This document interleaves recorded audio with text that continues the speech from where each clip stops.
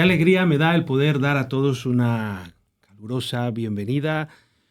Quiero expresar mi gratitud por poder acompañarnos en Videa Irratia, en el programa Enriquecidos por su Palabra. Una semana más podemos encontrarnos juntos y compartir esta temática en torno al Evangelio de Juan. En el programa de hoy vamos a tratar el tema de cómo algunos personajes contemporáneos de Jesús pudieron apuntar a identificarlo a él como Mesías. El título realmente de este programa sería Testigos de Cristo como Mesías. Y pues en este programa trataremos de abarcar esos personajes: Juan, Andrés, Juan el Bautista, Felipe, Natanael, los discípulos de Jesús, los primeros discípulos que le siguieron, y especialmente Nicodemo. Conmigo, como siempre, pues está Saray. Buenas, ¿Qué tal, pastor? Saray? Pues muy bien, muy contenta y con ganas de compartir esta nueva lección. Qué bien. Y también aquí a mi lado está Óscar con nosotros en este momento. Hola, ¿qué hay? Muy buenas. ¿Cómo ha pasado esta semana, Óscar? Bien, muy bien. Gracias a Dios, muy bien. Y bueno, pues con ganas de seguir compartiendo aquí, porque la verdad es que es muy entretenido y se aprenden muchísimas cosas. Totalmente. Correcto. Y gracias, amigos, amigas, por acompañarnos. Así que, sin más, voy a pedirle a Óscar que nos pueda leer el texto de base que se encuentra en Juan capítulo 3, versículo 3. Respondió Jesús y le dijo: de cierto te digo, que el que no naciere de nuevo no puede ver el reino de Dios. Muy bien. Pues vamos a orar. Saray. Oramos. Maravilloso Padre, muchísimas gracias, Señor, por darnos el privilegio y la oportunidad de estar una vez más en este lugar para compartir buenas noticias, Señor, con todas aquellas personas que nos escuchan. Prepara, Señor, los corazones para que todos podamos salir edificados. Que es por Jesús que te lo pedimos y te damos gracias. Amén. Amén, amén. Muy bien, pues vamos a iniciar tratando a este personaje especial que el Evangelio de Juan resalta en diferentes ocasiones, y es nada menos que Juan el Bautista. Encontramos allí en Juan capítulo 1, desde el 29 en adelante, un momento en el cual Juan el Bautista se encuentra con Jesús y hace una declaración muy importante, ¿no?, que conocemos mucho, el versículo 29. Cuando Juan ve a Jesús, dice: este es el Cordero de Dios que quita el pecado del mundo. Pero antes de entrar en esa expresión que queda reflejada en el versículo, creo que sería oportuno que pudiésemos tratar algunos detalles de la labor que realizó Juan el Bautista. ¿Qué podríamos resaltar de este testigo, este personaje que apuntó a Cristo y lo identificó como el Mesías? ¿Qué os llama la atención de la labor que él realizó en su tiempo? La verdad que es impresionante, ¿no? De que tenía tan clara cuál era su misión y que no era cualquier labor la que estaba desempeñando. El mantener una vida de humildad, una vida recatada, apartada, consagrada a Dios, la verdad que es muy, muy interesante. Él fue un facilitador, podríamos decir, ¿no? Él mismo pues acepta el desafío que suponía llevar adelante una obra quizá no muy popular, aunque él era conocido, pero claro, señalar los errores de ese tiempo con esa forma tan directa, tan carismática, pues no tuvo que ser fácil, pero él reconoció de alguna manera que él venía a facilitar el camino, ¿no?, del Señor. Uh-huh. Eso es muy importante. Sobre todo, yo creo que lo importante de Juan es que tuvo muy clara su labor, porque claro, como decías tú, en aquella época, hoy lo hubiésemos llamado un influencer. Eso es muy bueno, sí, sí. Porque le seguía mucha gente. Lo que decía no era bonito para los que teóricamente debieran saberlo. Lo que él decía, pues no dijo nada nuevo que no se hubiese dicho antes, ¿no? Porque sabía que el Mesías, cuándo iba a venir, de dónde iba a venir, qué misión iba a tener. Él lo dice mucha gente, pero luego se mantiene en ese perfil bajo porque sabe cuál es su misión. Se podía haber venido arriba, ¿no? Sí. Total. Sí. Y sin embargo, él está ahí. Y encima está contento de la función que tiene, un poco la función fea, vamos a decir, diríamos hoy, ¿no? Que no en vano dice que tenía el espíritu de Elías. que llamaba las cosas por su nombre, al blanco blanco y al negro negro, eso Y es. sabía que jugaba duro, que le podía costar la vida. Pero sabía la misión que tenía y no le dio miedo. Ese es un detalle de su mensaje que quizá impactó, ¿no?, en su tiempo. Porque a veces lo políticamente correcto está bien, no decimos que no, pero tampoco a veces ayuda mucho a avanzar, ¿no?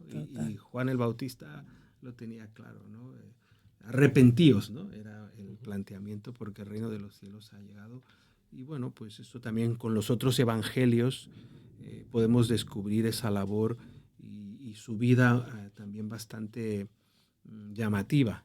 Era una persona carismática, podríamos decirlo, ¿no? No vestía como la gente de su tiempo, no comía como la gente de su tiempo. Y eso es curioso, ¿no? Yo creo que ahí podemos aprender también algunos detalles en nuestra vida práctica, ¿no? Como podemos también influir, como decías antes, Oscar, ¿no? Fue un influencer de su tiempo.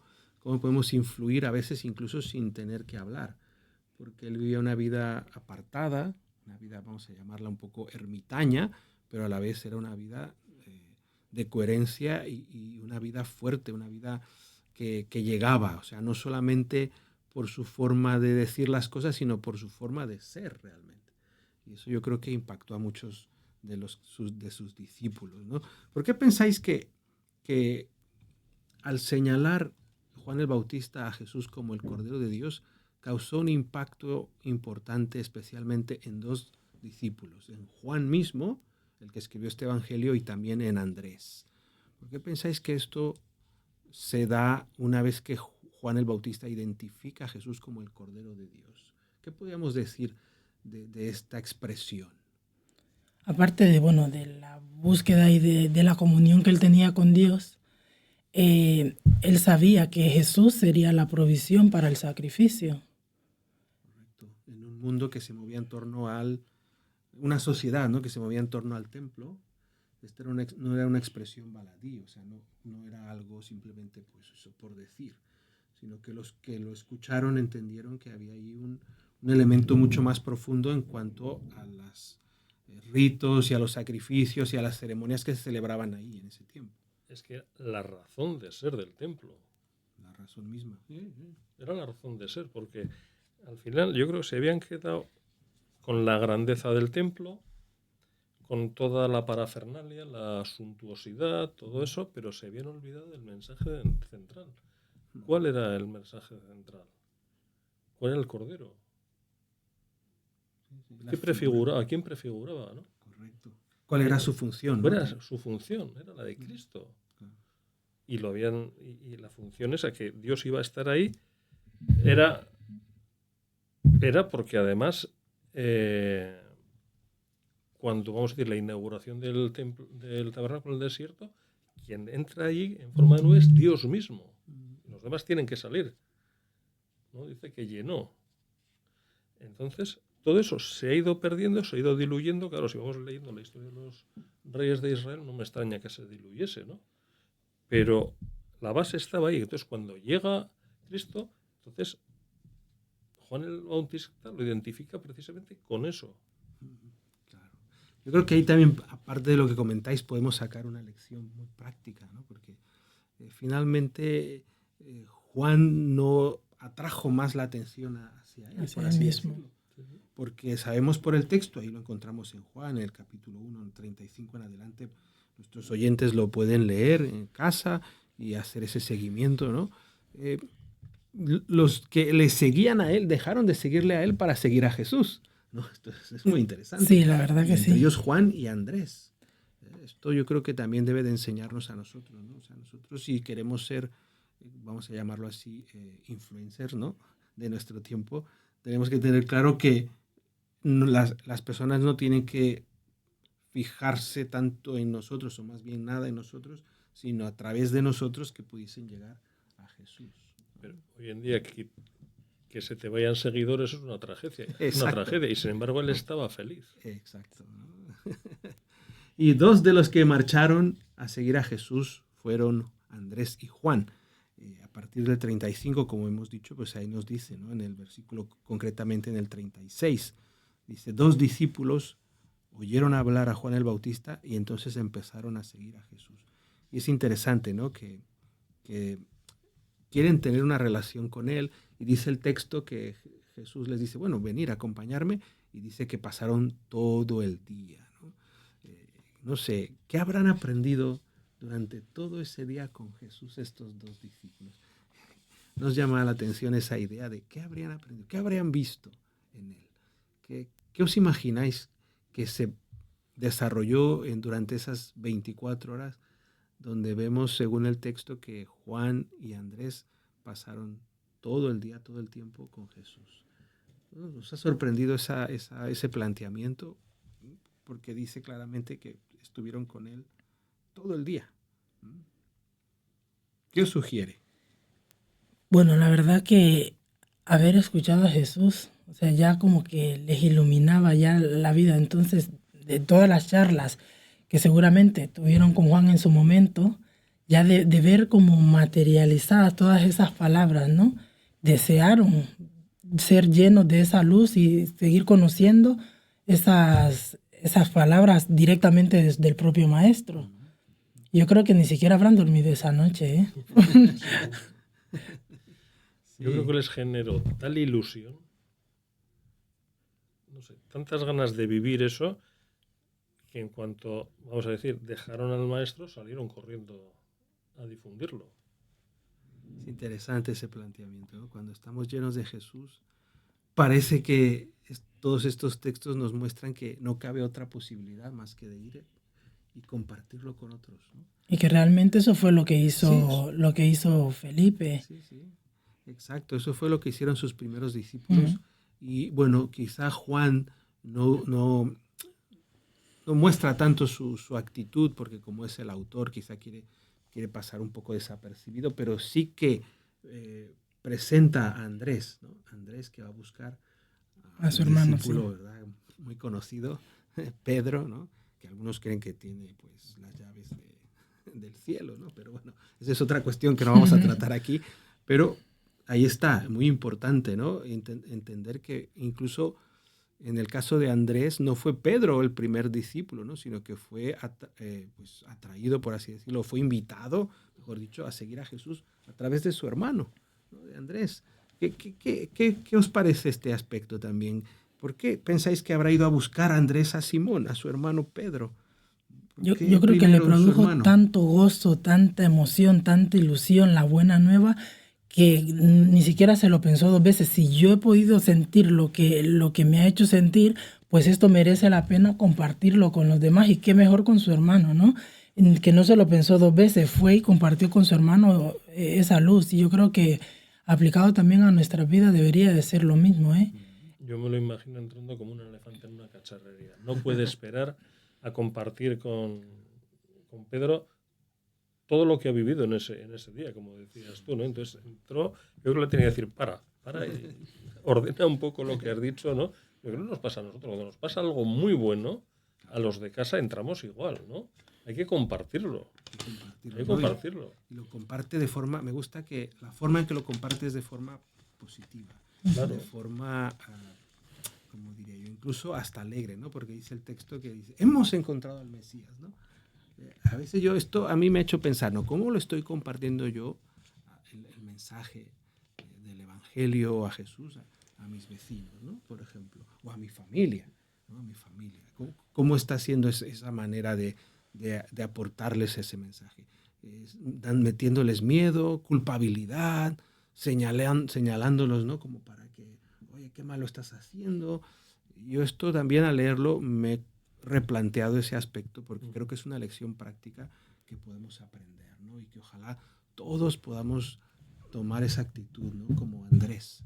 Hemos encontrado, ¿no? Algo bueno, algo maravilloso, y por eso vengo y lo comparto contigo. Pero yo creo que también ese hemos encontrado lo que nota es búsqueda. Sí, muy bien. Una búsqueda. Porque estaban buscando, estaban esperando, yo creo que también la gente, pues como pasó los pastores cuando estaban en el campo, ellos estaban hablando de que tenía que venir. Tenía que venir. Las profecías decían, y sin embargo pasó lo que pasó. Y aquí, pues ya cuando ya está, pues es que pues, hemos encontrado Tú para encontrar algo o te lo encuentras de sopetón o por casualidad o has estado buscando algo. Sí. Ahí está esa actitud de búsqueda también importante para cada uno de nosotros y nosotros nos alegramos, ¿no? Si de casualidad has estado buscando ahí en el dial y finalmente te ha salido Videy Ratia 98.1 de la frecuencia modulada, pues damos gracias a Dios por ello y poder compartir este rato contigo. No es casualidad que estés aquí con nosotros en este momento. Si seguimos ese planteamiento, fijaros cómo dice la historia, ¿verdad? A partir del versículo 43, que bueno, pues entonces Pedro y Andrés buscaron a Felipe, ¿no? Y Felipe me llama la atención que solamente a Jesús le dice, sígueme. Y ya está. Y no le cuestiona, eso es, no le cuestionó. Es señal de que también lo que, como comentaba Oscar, ¿no? Que había tenido esa búsqueda y había encontrado lo que había estado buscando, y es como, ¿para qué seguir buscando más? Yo por aquí tiro. Y es muy, muy interesante. Que ni siquiera, o sea, no le preguntó, no le cuestionó, es que nada, sencillamente le siguió. Con quien sí que tuvo más diálogo fue con Natanael.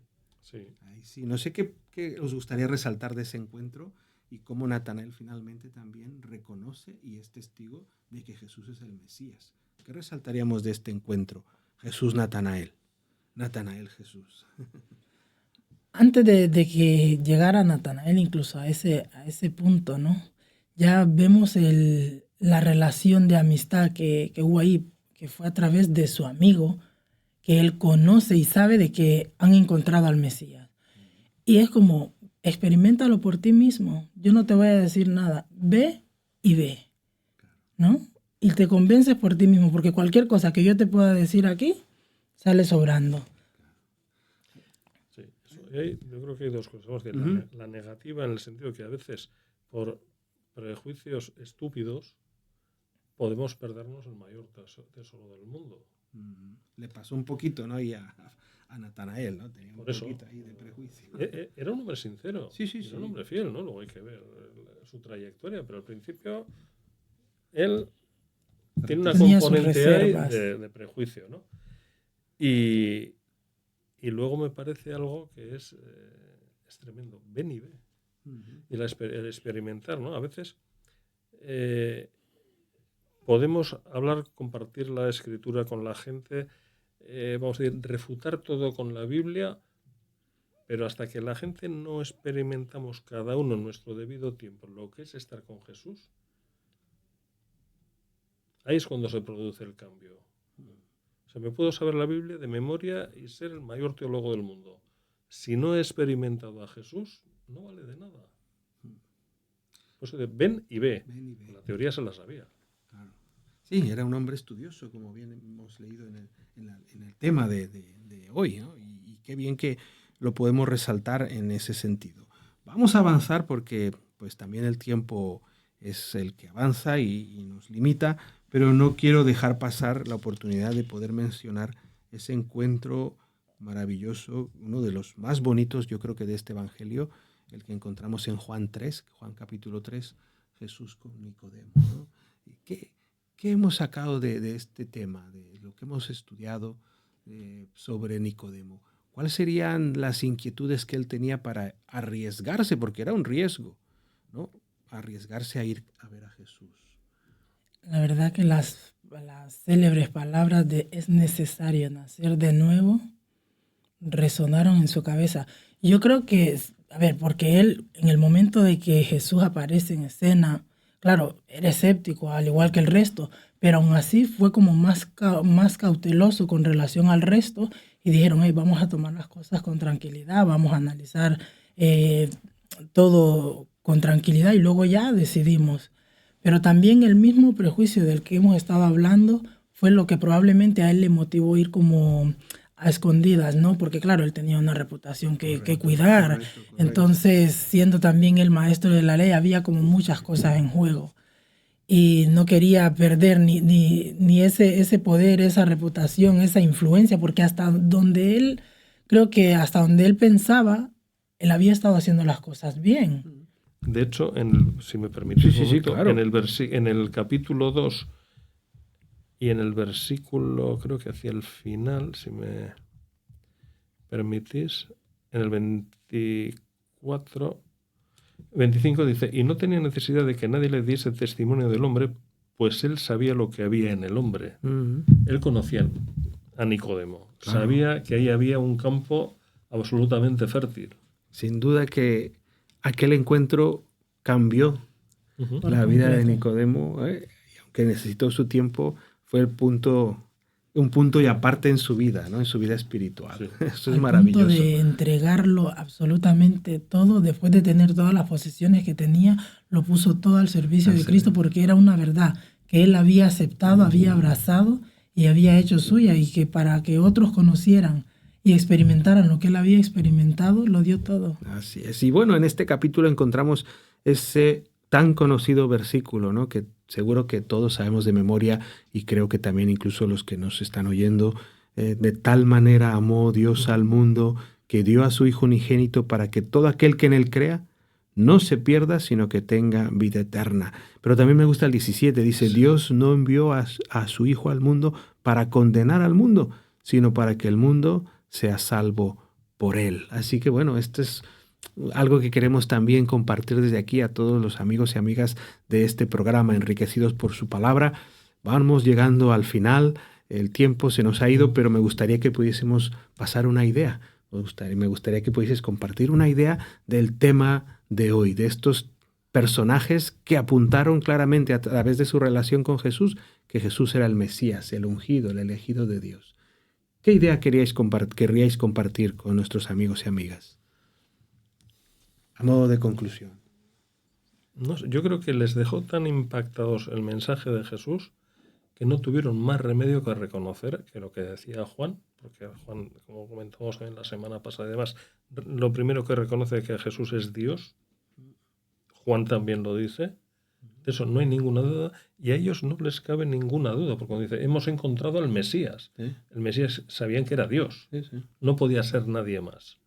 Entonces, ese es el poder de convicción. Cuando nosotros nos encontramos con Jesús, que es Dios, en nuestra vida, y todo lo que decía el 16, me parece que siempre nos quedamos Juan 3:16 y no hay más después. Sí, y luego sí. Pero el 17 me parece tremendo, me parece genial. Esos dos versículos que resumen todo el Evangelio y la misión que tenemos que hacer para transmitirlo. Entonces, lo que a aquellos les impactó y también nos ha impactado a nosotros, lo que yo creo que impacta a toda la gente, cuando conoce de verdad. Correcto. A Jesús sin filtros. Sin filtros, muy bien, sí, Óscar. Y lo que decía Óscar, lo que leía el pastor también en el 17, ¿no? Que no envió Dios al mundo, a su Hijo, a condenar al mundo, sino para que el mundo sea salvo por él. Y pues únicamente tenemos que acercarnos, ¿no? Con esa confianza.